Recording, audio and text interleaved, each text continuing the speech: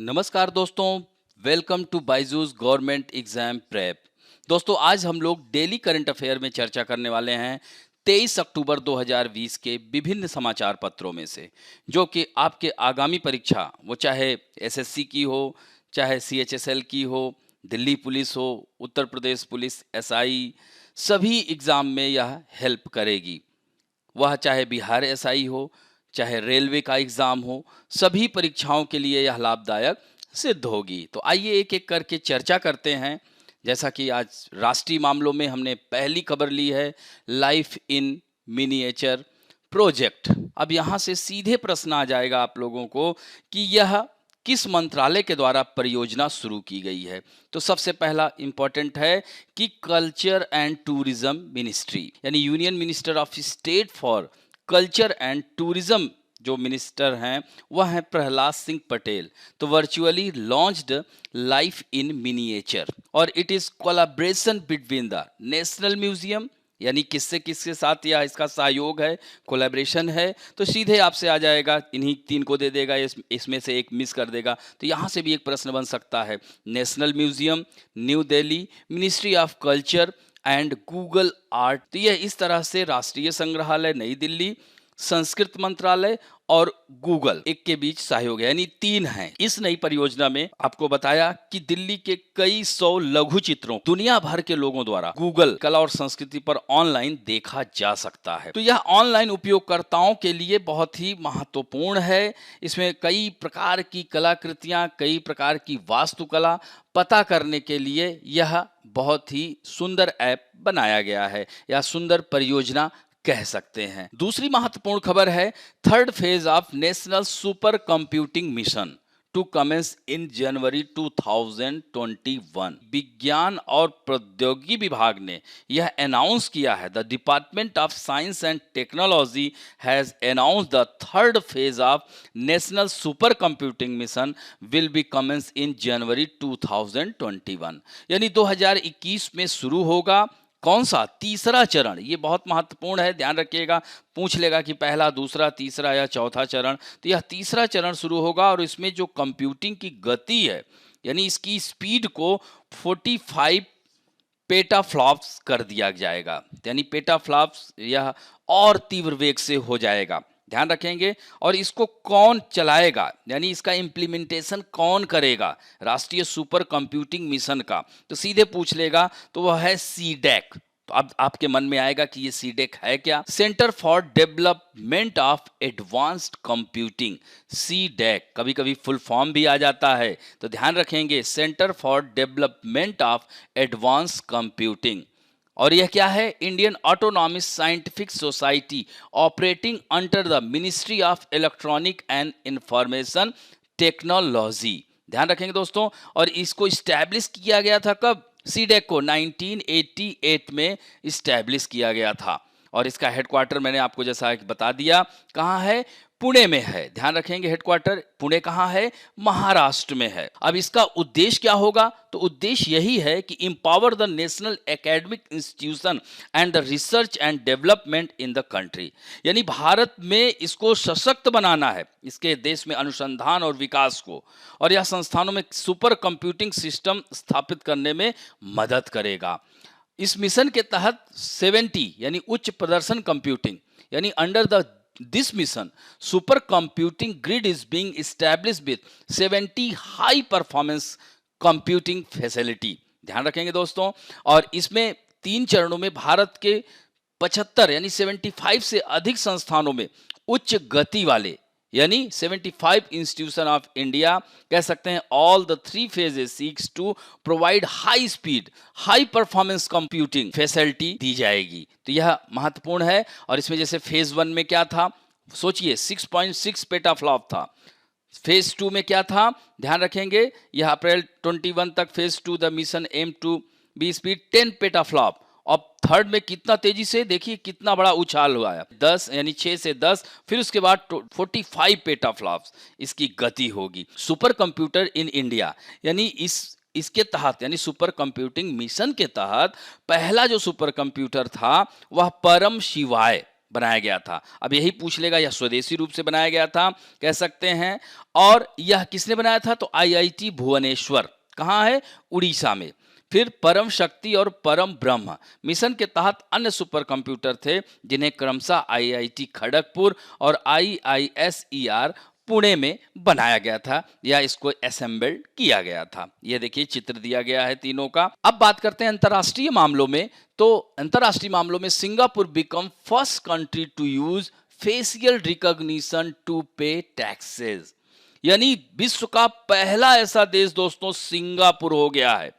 अब सिंगापुर देखिए, यहाँ पर हमने मानचित्र में लिया है। सिंगापुर यहाँ पर आपको कहाँ दिख रहा है? छोटा सा देश है सिंगापुर, इसकी राजधानी सिंगापुर सिटी है। और दोस्तों 100% अर्बनाइज्ड कंट्री है, यानी 100% नगरीकृत देश है। और यहाँ पर ऊपर मलेशिया है, आप देख सकते हैं, मलेशिया यहाँ भी है।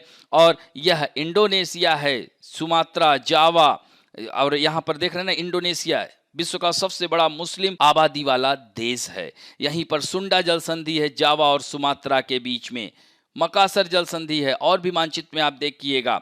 तो सिंगापुर 100% अर्बनाइज्ड कंट्री है। इसमें कि यह नेशनल आइडेंटिफिकेशन डेटाबेस में फेशियल वेरिफिकेशन अटैच करने वाला यह दुनिया का पहला देश बन गया है। और इस फंक्शन को सिंग पास फेस वेरिफिकेशन कहा जा रहा है। और इस तकनीक को शहर की राज्य की सिंग पास डिजिटल पहचान योजना में शामिल किया जा रहा है, जिसमें क्या होगा? कर घोषणाओं और सार्वजनिक आवास अनुप्रयोगों सहित 400 से अधिक, यानी 400, मोर देन 400 ऑनलाइन सेवाओं तक पहुंच प्रदान की जाएगी।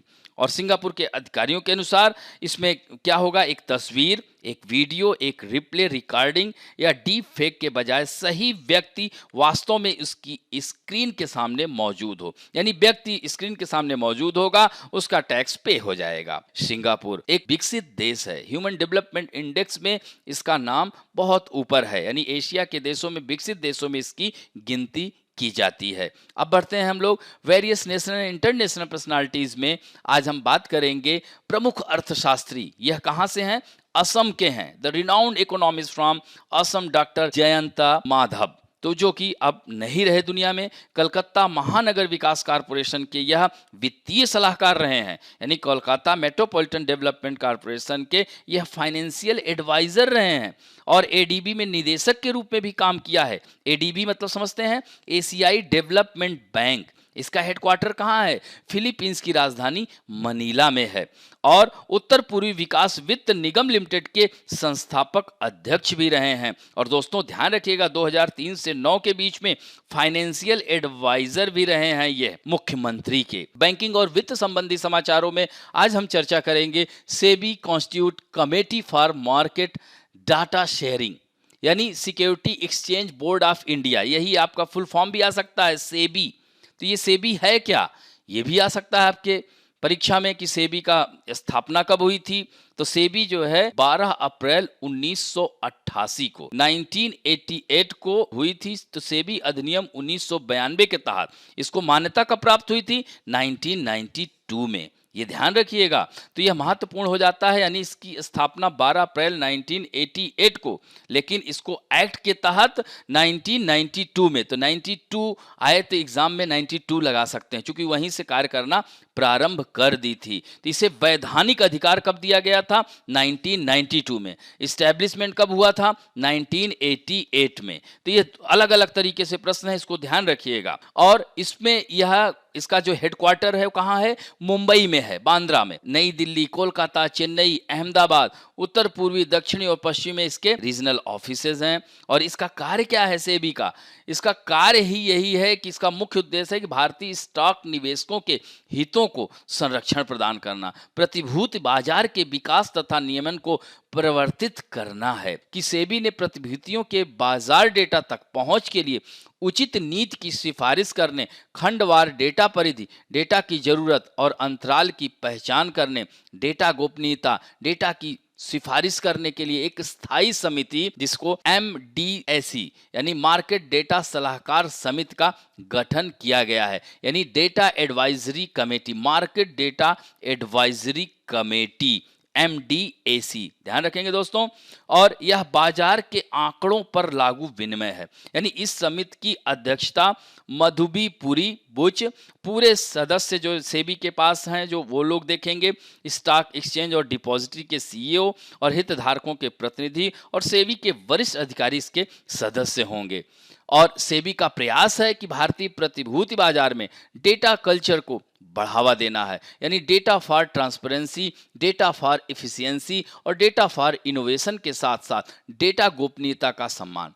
तो यह महत्वपूर्ण है। MDAC भारतीय प्रतिभूति बाजार पर डेटा साझा करने, शोधकर्ताओं, नीति निर्माताओं, आम जनता के लिए समान उपलब्ध कराने और इस तरह के डेटा की गुणवत्ता बढ़ाने के लिए सेबी की पहल का है, यानी इट इज कह सकते हैं MDAC is part of SEBI's initiative. ये ध्यान रखिएगा, पूछ लेगा कि ये किसका भाग है MDAC, तो सेबी का ही पार्ट के रूप में या भाग के रूप में कह सकते हैं। अब बात करते हैं बुक्स एंड अवार्ड्स में। आज हम लोगों ने अवार्ड्स की चर्चा की है। यहाँ पर देखना, India assisted Mangdechhu hydro electric project in Bhutan. Bhutan देख रहे हैं आप लोग। अगर भूटान की बात की जाए तो हमारा पड़ोसी देश है, ये भूटान ही तो है। इसकी राजधानी क्या है?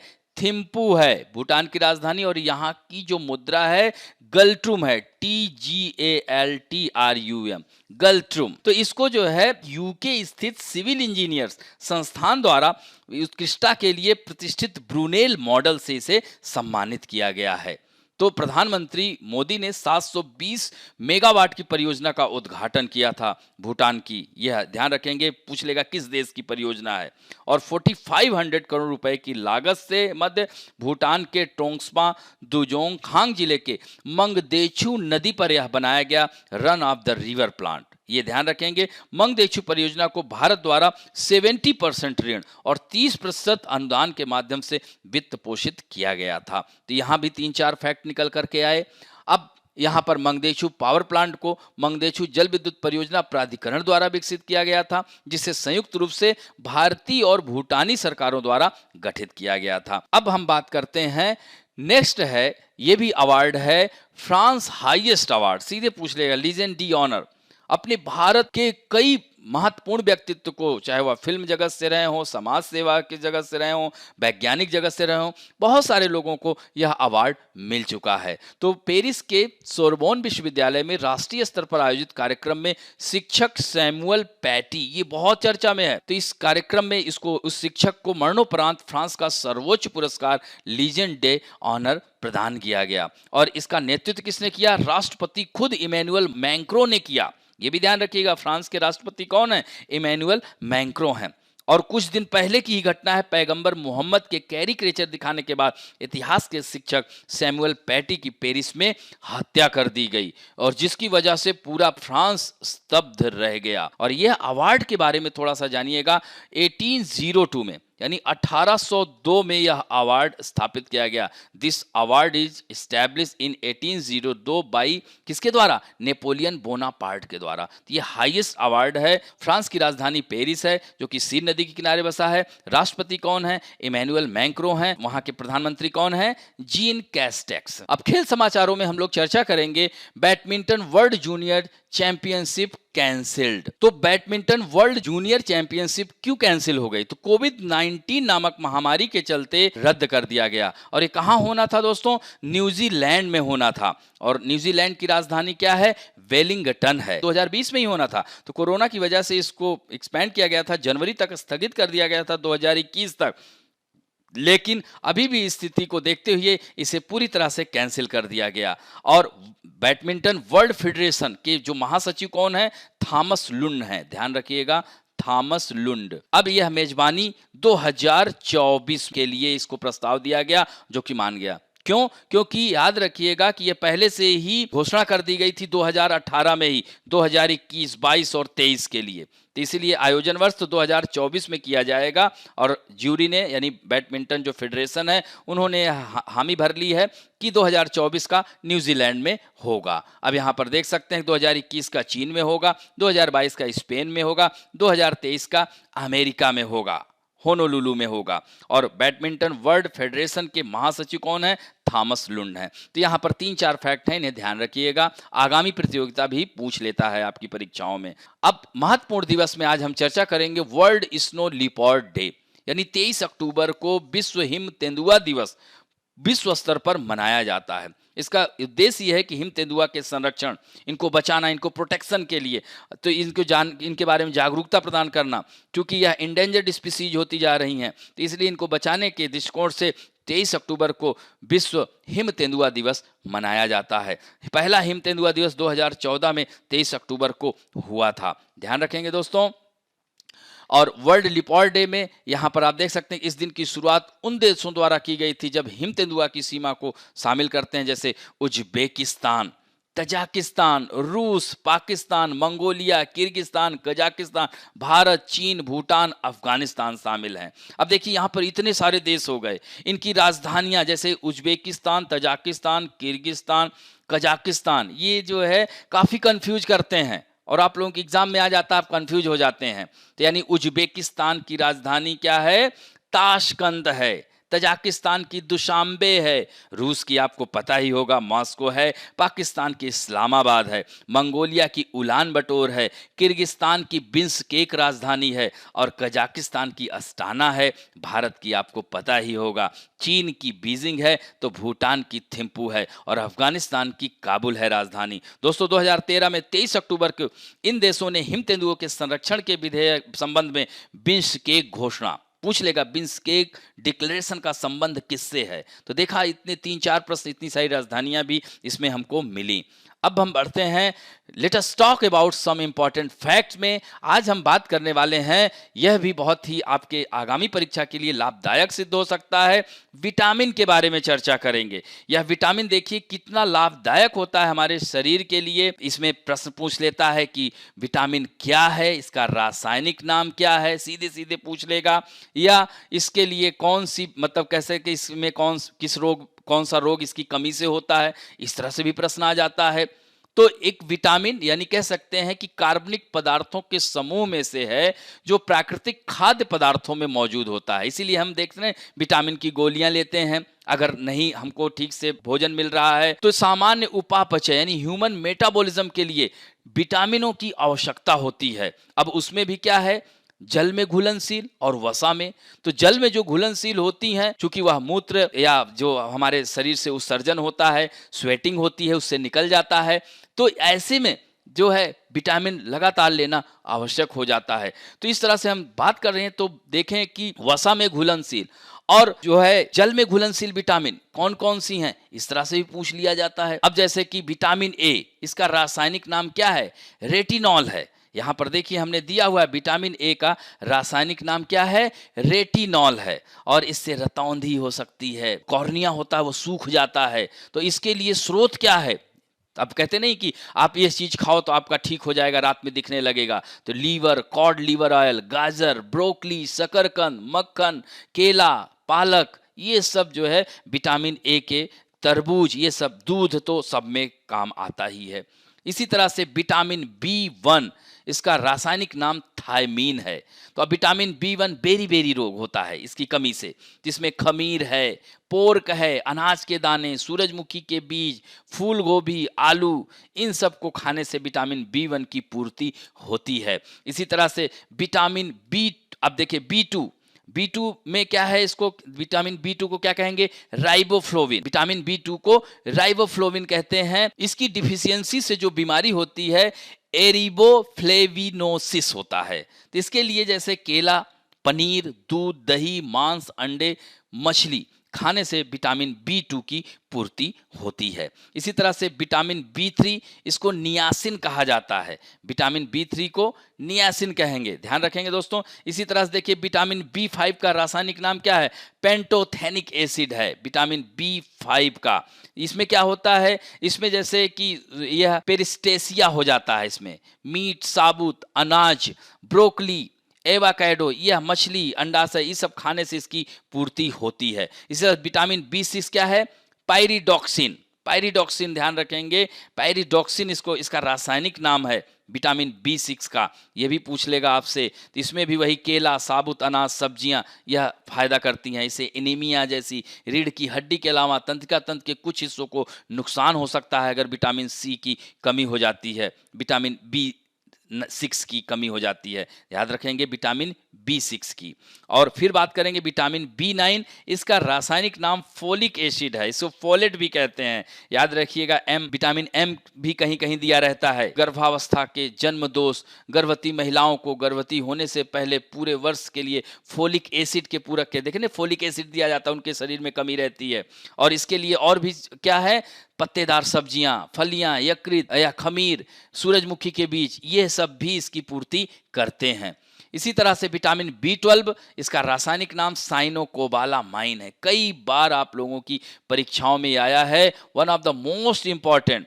इसे जो है मेगालोब्लास्टिक एनीमिया हो सकता है। ऐसी स्थिति हो जाती है कि अस्थि मज्जा यानी बोन मैरो में असमान रूप से बड़े, असमान अपरिपक्व लाल रक्त कोशिकाओं का उत्पादन करने लगता है। तो ऐसे में इसमें विटामिन B12 की कमी को पूरा करने के लिए मछली, मांस, मुर्गी, अंडे, दूध, डेयरी उत्पाद, इन सब जो है इसकी विटामिन B12 की पूर्ति करते हैं। और विटामिन C, इसको स्कार्बिक एसिड कहा जाता है, यह भी कह सकते हैं।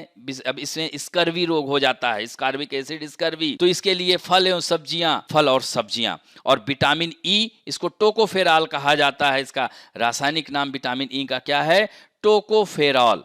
इसमें जैसे कि देखते हैं प्रजनन क्षमता की कमी हो जाती है, हीमोलिटिक इनीमिक हो जाता है, जैसे नवजात शिशुओं में ऐसी स्थिति आ जाती है जहां रक्त कोशिकाएं नष्ट होने लगती हैं। तो इसके लिए कीवी फल, बादाम, एवोकेडो, अंडा, दूध, ये सब लाभदायक सिद्ध होता है। और विटामिन K, इसको फिलोक्यूनोन कहा जाता है। इसमें रक्त का थक्का नहीं जमता, ब्लड क्लॉटिंग नहीं होती है इसकी कमी से। इसमें जो है पत्तेदार हरी सब्जियां, एवोकेडो, कीवी फल, इन सब का प्रयोग किया जाता है। अब इसी में हम बात करेंगे कि इसमें जल में घुलनशील और वसा में घुलनशील कौन कौन सी हैं, यानी fat soluble vitamin and water soluble. तो फैट में एडेक याद रखिएगा, ADEK, एडेक याद हो जाएगा दोस्तों। तो अब देखिए फैट में सोल्युबल एडेक यानी vitamin A, vitamin K, vitamin E और विटामिन D। ध्यान रखेंगे एडेक या AKED ऐसे याद रखेंगे, AKED। तो vitamin A, vitamin K, vitamin E और विटामिन D। तो A का रासायनिक नाम क्या है, रेटिनॉल, K का नाम फिलोक्यूनोन, E को टोकोफेरॉल और D को कैल्सीफेरॉल कहा जाता है। और वसा में घुलनशील, चूंकि पानी घुलनशील विटामिन लंबे समय तक शरीर में नहीं रहते, मैंने आपको बताया कि वह उत्सर्जित होता रहता है, निकलता रहता है शरीर से पानी, तो ऐसे में इनको ये मात्रा इनकी लेनी पड़ती। इस वजह से पानी में घुलनशील विटामिन को वसा घुलनशील की तुलना में अधिक बार बदलने की आवश्यकता होती है। तो इसमें जैसे जल में घुलनशील कौन कौन सी हैं, विटामिन B एंड C याद रखिएगा। और B में B1, B2, B3, B5, B6, B7, B9, B12 और C में स्कार्बिक एसिड आपको पता ही है। और ये सीधे सीधे प्रश्न आ जाते हैं इसके रासायनिक नाम से, ध्यान रखिएगा। अब हम लोग बात करते हैं आज के नेक्स्ट और अंतिम सेशन में, जो कि आप लोगों का सेशन होता है। और बहुत ही अच्छा उत्तर सब लोग दे रहे हैं, जैसा कि हमने आपका सबका नाम मैं ले ही लेता हूं, क्योंकि सब लोग तुरंत उत्तर देने का प्रयास कर रहे हैं, चाहे वह दीपक राठौर जी हों, ऋग्वेद त्रिपाठी, नए नए नाम जुड़ रहे हैं, सारा आनंद, ज्ञान रंजन साहू, इन लोगों का तो लगातार, ये लोग तो रोज आंसर, दीपक राठौर जी भी लगातार, उदय जी डायरेक्ट तुरंत आंसर देते हैं, सूरज उपाध्याय जी हैं, इसमें महत्वपूर्ण लोगों के नाम दीपक राठौर का मैंने बताया, अभिनव जी हैं, आदित्य कुशवाहा, ये लोग मतलब शुरू में ही जैसे ही यह जाता है आप लोग आधा घंटे 1 घंटे के अंदर, विक्की हैं लगातार, संतोष कुशवाहा जी हैं, सुबह श्री साहू जी हैं, ये सब लोगों ने उत्तर तुरंत दिया है। तो बहुत अच्छा लगता है, इसी पेस को आप लोग बनाए रखिए। ज्ञान रंजन जी हैं, उर्वशी तिवारी जी थोड़ा लेट दी है आंसर, लेकिन सब लोगों ने दिया है, बहुत खुशी है मुझे, और इसीलिए और ज़्यादा पढ़ाने का मन करता है। और इसी तरह से लगे रहिए। मैं निश्चित रूप से कहता हूं कि आगामी वर्ष आपका है।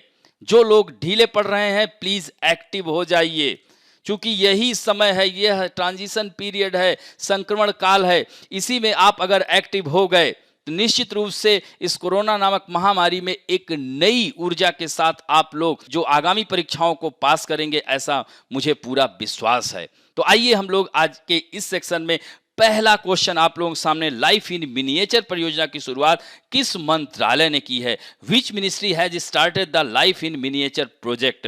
Ministry of culture and tourism, ministry of railway या ट्रांसपोर्ट या फैमिली वेलफेयर? अगला क्वेश्चन है राष्ट्रीय सुपर कंप्यूटिंग मिशन का तीसरा चरण यानी तीसरा जो स्टेप है, थर्ड फेज है, वह कब से शुरू होगा? दिसंबर 2020 या जनवरी 2021 या जुलाई 2021 या दिसंबर 2021? नेक्स्ट है नेशनल आइडेंटिफिकेशन डेटाबेस में फेशियल वेरिफिकेशन अटैच करने वाला दुनिया का पहला देश कौन बन गया है? तो इसमें क्या बताएंगे? Malaysia, Bharat, Singapore, Thailand. इसी में आपको बताना है प्रसिद्ध अर्थशास्त्री डॉक्टर जयंत माधव का निधन हो गया है। वह किस राज्य से थे? असम, मेघालय, पश्चिम बंगाल या उड़ीसा?